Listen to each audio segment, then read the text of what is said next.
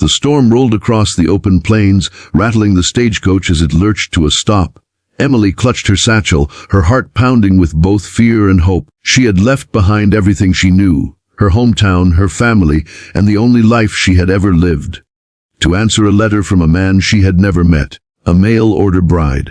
It wasn't the future she had once dreamed of, but after losing her parents and working years in a sewing shop that paid barely enough to eat, Emily longed for something more. A husband, a home, belonging. She stepped down into the mud, shivering against the cold wind, and gazed at the ranch before her. Her stomach twisted. Something didn't feel right. The house was smaller than the one described in the letters. The barn was worn, and the fences were falling apart. Maybe she was mistaken. Maybe she had come to the wrong place. Still, she took a deep breath and knocked. The door swung open, and standing there was a tall rancher with eyes dark as the storm clouds above. He froze, staring at her as though she were a ghost. And then, a small voice broke the silence. A little girl rushed forward, her braids bouncing, her face alight with joy. She flung her arms around Emily's waist and whispered, trembling with tears, "God answered our prayers." "Mama, you came back." Emily's breath caught. She had never seen this child before. She tried to explain, fumbling for words, but the girl only held her tighter, her tiny hands gripping with desperate strength. The rancher's voice came low and sharp. "Who are you? And what are you doing here?" Emily's cheeks burned. She stammered that she was answering an ad, that she was meant to be a bride for a man named Thomas Reed. The rancher stiffened. His name was Jacob, not Thomas. She realized then, with horror, that she was at the wrong ranch. But before she could retreat, the little girl, Anna, looked up at her with pleading eyes. "Don't go," she whispered. "Papa, God finally sent her. Please don't make her leave." Oh, Jacob explained that Anna's mother had passed away 2 years earlier, leaving them both broken. Since then, Anna had prayed every night for God to send her a new mama. Jacob, however, had buried his heart in grief, determined never to replace the woman he had loved. He didn't believe in second chances. And now, standing before him was a stranger, a woman who didn't belong. Emily offered to leave at once, but a storm was raging too fiercely.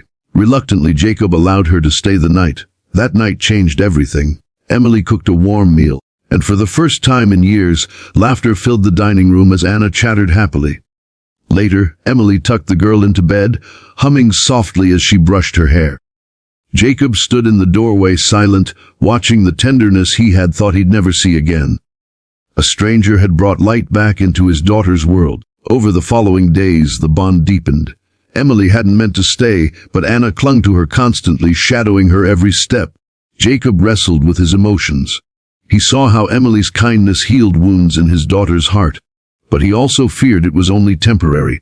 And Emily herself battled with guilt. She wasn't their bride. She wasn't supposed to be there at all. The first challenge came when townsfolk began whispering. "That new woman at Jacob's ranch," they said. "She's trying to replace his wife." Others muttered she was a fraud, a desperate woman clinging to a family that wasn't hers. The gossip cut deep. Emily considered leaving, convinced her presence was causing harm. But when she tried to pack, Anna wept bitterly, crying, "Don't let her go, Papa. She's the answer we prayed for." The second challenge came from Jacob's own heart. He was torn between holding on to the past and embracing the present. Every time he looked at Emily, warmth stirred in him, but so did guilt. Could he love again without betraying his late wife? The struggle nearly broke him, and he pushed Emily away with cold words more than once. Yet still she stayed, because Anna needed her. The greatest challenge came when Thomas Reed, the man Emily had originally intended to marry, arrived. Furious that she had not shown up, he demanded she come with him. He insisted that Emily had made a promise, and he would not let her break it. Jacob's fists clenched at his side, his protective instincts rising, but he said nothing. The choice wasn't his to make. It was Emily's. That night, Emily prayed with trembling hands. She had left her old life behind, seeking a place where she belonged. She had never expected to find it by accident. And yet, when she looked at Anna's hopeful eyes and Jacob's silent longing, she knew the truth. Her mistake had led her exactly where she was meant to be. The next morning, Emily gave Thomas Reed his answer. With quiet strength, she told him she could not go with him because her heart already belonged to this ranch, to this child, and yes, even to this broken man who was learning to love again. Thomas left in anger, but Emily stayed. Slowly, Jacob's walls began to crumble. He confessed the guilt he carried, the fear of replacing his wife, and Emily reminded him gently that love was not a betrayal, it was a gift.